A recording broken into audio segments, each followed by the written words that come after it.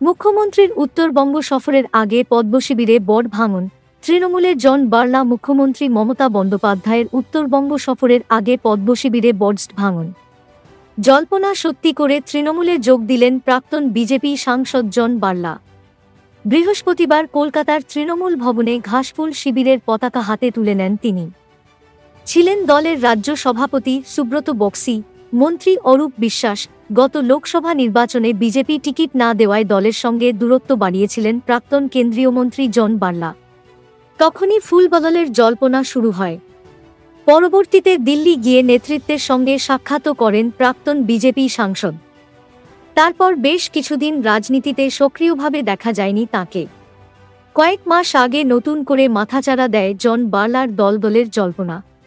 কারণ প্রাক্তন সাংসদ নিজেই বলেছিলেন, মুখ্যমন্ত্রী সুযোগ দিলে তিনি একসঙ্গে কাজ করতে চান। এরপর গত জানুয়ারিতে কালচিনিতে মুখ্যমন্ত্রীর সভামঞ্চে দেখা যায় তাঁকে।